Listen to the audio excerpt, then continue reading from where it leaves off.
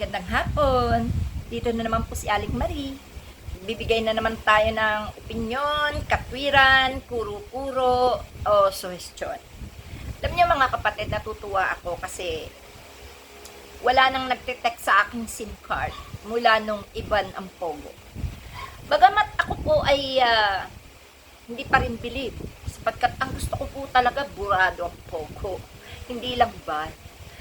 Gusto ko po talaga burado na sa Pilipinas. Kasi yan po ang nagdulot ng mga text na puro scammer, yung mga nabibiktima ng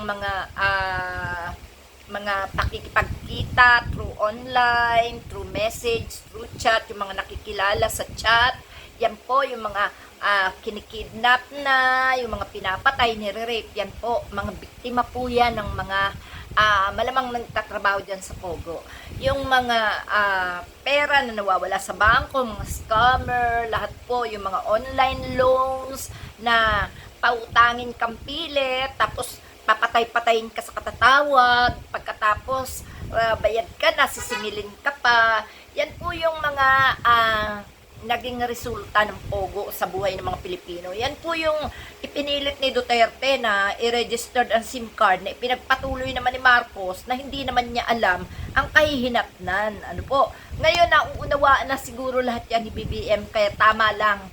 Papalakpak po ako sa pagbaba ng Pogo sapagkat nakakita tayo ng resulta sa pagkakaban ng Pogo. Marami pong mga telepono ngayon ang nanahimik sa mga text message. Sobra, grabe. No? Alam nyo, yung mga ganyang klase ng mga pinamunuan ni Duterte na ipinasa kay Marcos na hindi ganong naunawaan ni Marcos ang resulta, yan po, Duterte lahat ang may kagagawan yan. Yung mga hudas ng mga taong yan. Yan po talaga ang may kagagawa ng lahat ng kawawaan ng mga mamamayang Pilipino. Lahat tayo ay biktima.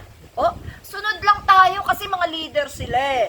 Pero, sa pagkakataong ito mga kapatid, nakita na natin na talagang kapag sila ang nakaupo, ay wala talaga tayong mapapalang mabuti. Kaya hindi po masamang kontrahen kahit leader pa. Labanan natin ang mali. Huwag nating sundin ang inaakala nating hindi magiging maganda resulta sa buhay nating mga Pilipino. Alam niyo mga kapatid, tayo lang naman ang malakas eh.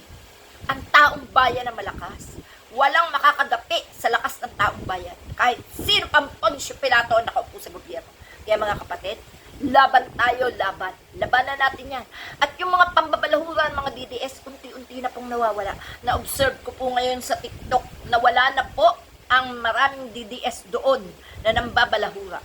Ngayon, lumalabas na ang mga kulay ng mga Duterte.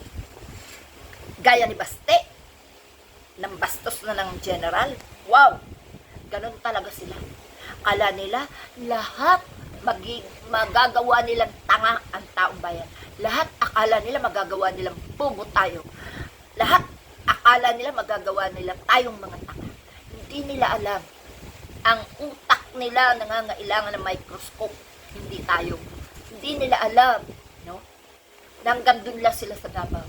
Pagdating sa buong Pilipinas, hindi nila kaya ang taong bayan. Lalaban tayo. Huwag natin hayaan na makaupo ang lahat ng alyado ng mga Duterte.